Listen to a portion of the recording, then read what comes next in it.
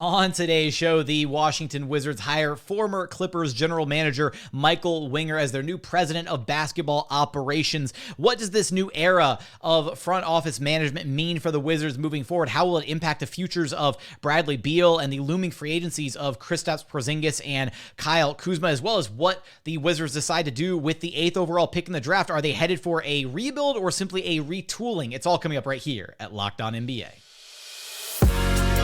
You are Locked On NBA, your daily NBA podcast. Part of the Locked On Podcast Network, your team every day.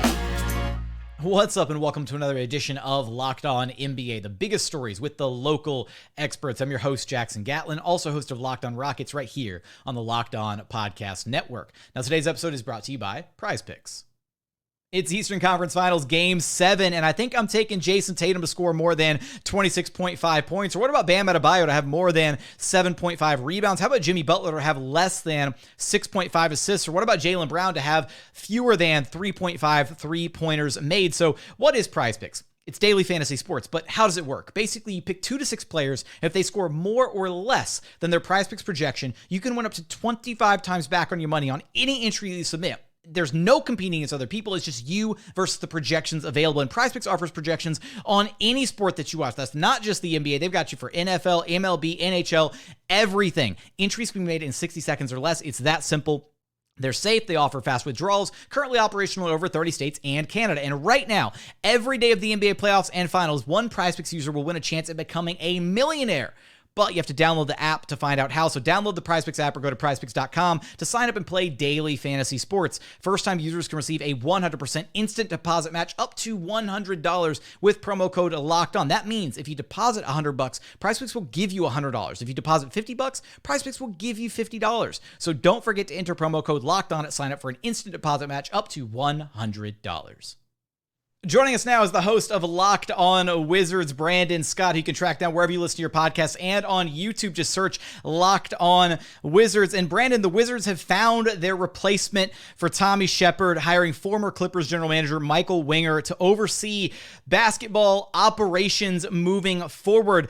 Let's start right there. And what about Winger's run with the Clippers should give Wizards fans confidence that this was the right guy to replace Tommy Shepard moving forward for the organization? Well, I mean, overall, if you look at his track record, man, the LA, he comes from great pedigree. Oklahoma City, he was under Sam Presti. In Cleveland, he was under Danny Ferry. And, what he was able to do for the Clippers was miraculous, in my opinion, because they were able, he was able to kind of navigate around cap issues, not having a lot of draft picks. And it's kind of the situation the Wizards are in. We've had to use a lot of first rounders in a lot of years to get talent to surround, whether it was John Wall or Bradley Beal. And the cap situation, with the likelihood of Kyle Kuzma and or KP coming back, we could be strapped cap-wise, especially when you consider Daniel Gafford's on an extension and you still have other guys on contract deals. So, his ability to navigate around the salary cap is intriguing to me. I love his track record in LA. We were talking about this for a moment before we hit the record button, but Tommy Shepard kind of operating as both the president of B-Ball Ops and the general manager, right, holding both titles. Whereas the Wizards now are going to have Michael Winger occupying the B-Ball Ops side of things, and then he's also being given permission to go out there and hire his lead executive. So now you'll have two voices in the room as opposed to just one with Tommy Shepard. How beneficial is that to have kind of two kind of thought process, two guys in the war room making decisions as opposed to it just all falling on the shoulders of one man? Well, it's kind of two big areas: competency and oversight. You have two opinions, two perspectives now instead of just one guy holding both titles. So, you have oversight. One guy can say, look at a potential deal and say, maybe we can get more. Maybe we shouldn't spend so much. You need more than one eye in the front office. And I think that with him coming in here with his track record in LA and bringing in his choice of a GM, you bring a high level of competency in his front office, which to me, the top down approach with Washington, you bring in the front office, you revamp scouting, and then you go work with the roster. But, this is definitely progress in DC because we're bringing in great leadership in the front office. So it's good signs to me because, like I said, again, competency, but also oversight, because you don't have one guy who's making all of the deals. You have a couple of guys in there who can kind of, brainstorm with each other and look at deals from different perspectives. Who are some of the names right now that the Wizards and that Winger could be taking a look at to kind of fill that GM role moving forward? I would actually highlight one main name that really has been popping up a lot in DC is Will Dawkins out of Oklahoma City. He has familiarity with Winger and with Sam Presti, and I think that it'll be a win-win because if you combine both of these guys in the front office, and again, look at the pedigree. Sam Presti is a very impressive GM, and just Winger alone with his work with Danny Ferry and Presti. So I think that he would be the best candidate for the position. Now, there's been other names, Trajan Langdon out of New Orleans, which at this point I don't think is, a realistic goal. So I'll definitely look at Will Dawkins. I think if I would put my money on it, he would be the guy to get hired. Okay, and you mentioned some of the components that the Wizards have, or that they're kind of either working with or working against, usually depending on your viewpoint on the situation. You've got Beal on a long-term deal with a fat no-trade clause, which I think might be the only no-trade clause in the entire NBA landscape at this point, if I'm not mistaken. Do you know off the top of your head, is it the only one? Oh man, I think feel like it's a very short list. I feel like it's either the only one or like the list is like less than 5 names for sure. So you got Beal, long-term deal. You've got Porzingis and Kuzma, both with player options. I'm assuming both likely to opt out. Maybe Porzingis picks up the option. Kuzma's, I think all signs are pointing towards him opting out at this point. You got the 8th overall pick moving forward. Is this Wizards team in a place where a full teardown is needed? Or do they have enough pieces to maybe entertain the idea of a retool? Because reportedly, Winger has been given full authority to set the course for the Wizards franchise, which includes hiring a GM that we spoke about, but then also making decisions on the roster and the coaching staff with the idea that a rebuild is at least possible. Well, here's the thing about the Wizards, man. We have options. If a new executive, we're going to have a new GM. If you look at several different factors, yes, he's been given a lot of leeway to rebuild. And owner Ted Leonsis, he said, I'm very comfortable going into a rebuild. Now, there are different factors that kind of push what direction. One thing is the business side. Ted Leonsis, he just set up and built courtside luxury suites. So, I mean, looking at that, the business model, people aren't going to pay good money for that to watch a rebuild. But then if you look at, the fact that Bradley Beal, I mean, the ball's in his court, no pun intended. I mean, he dictates with that no trade clause in the trade kicker where he goes.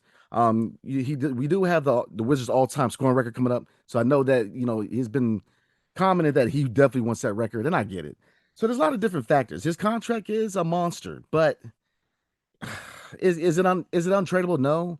But if you look at him as a player, he's going into his 30s. He's a scoring guard. But, his three-point shot percentage keeps going down year after year. And while he's still a marquee scorer in his league, look at it from the perspective of an opposing GM. Would you trade for a guy who, his skills are diminishing a little bit with that contract? So in my humble opinion, he's going to be here for a while. Unless, they definitely find that deal that is too hard to pass up and he waives no trade clause. But I think not so much rebuild, but retool. I can definitely see Kristaps Porzingis coming back, signing long-term. Kyle Kuzma's kind of 50-50. I actually kind of see him being a sign and trade candidate to maybe try to acquire a veteran point guard, because me and my co-host Ed, we talk about it all the time that we personally don't think that a rookie point guard can come in here and lead a veteran role, or a veteran core, that is. There's been a lot of talk about Anthony Black, Hassan Wallace coming out of the draft, but there's been talk of maybe Chris Paul. Could he fit in DC? We definitely believe that a veteran point guard would be best for this roster, because it's tough to ask a rookie to come in and lead a veteran core. But we have a lot of options. In the draft, I'm a firm believer that we need to go get another first-round pick, because this draft is a monster. As you know, I mean, this is a loaded draft, man. So if we could come out of this draft with a point guard, and that's another thing, I'm not against getting a point guard through the draft. I just don't want him starting right away. If he can learn behind a guy like Chris Paul or a veteran for a year or two, and then slide him into the starting role. But if we can come out of this draft with a point guard and maybe a Cam Whitmore, I'll be very, very happy. Hey, if Cam Whitmore's all the way down there at 8 for the Wizards, that's a huge win. Because I'd be looking at Cam Whitmore at number 4 for the Rockets. So keep your hands off him for now, man. Like that's let me figure out what's going on in Houston first. No, look. Last thing for you here. What is this new era of kind of a revamped front office, right? Bring in Winger, still looking to hire a general manager. What does this mean for Wes Unseld Jr. moving forward? Is he potentially on the hot seat? Does it kind of represent a fresh, clean start for him? How do you envision this kind of impacting him moving forward? Well, this was actually a really weird offseason for the Wizards so far because usually the GM chooses the coach.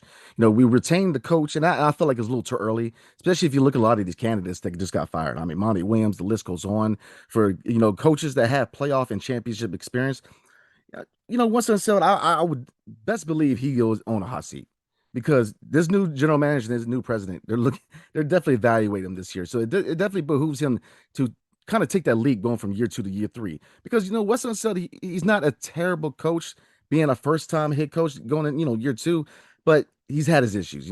Bad rotations. There's been questions about the locker room, him not getting the responses from players or the respect from players, and maybe being a little too timid. I mean, there's been criticism, but it definitely behooves him. And he's not the only one coaching. There's players. I mean, a lot of people on this team have to really play for their jobs. And then this is going to be an evaluation year for the new president and new GM. So, looking back at Wes, definitely, he's really got to take a step forward this year if he wants to retain the job because, on one hand, his father is well known in DC, being the only championship team, MVP, but it can only go so far. When a new president and new GM, they're looking for results in DC.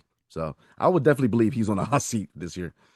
What happens with the Wizards organization moving forward now that Michael Winger is in charge? Who will they ultimately decide on to be their general manager moving forward? What happens with Bradley Beal? Of course, you'll have us covered for all of that and more over at Locked On Wizards. Brandon, I appreciate you stopping by Locked On NBA with me. Yes, sir. Anytime.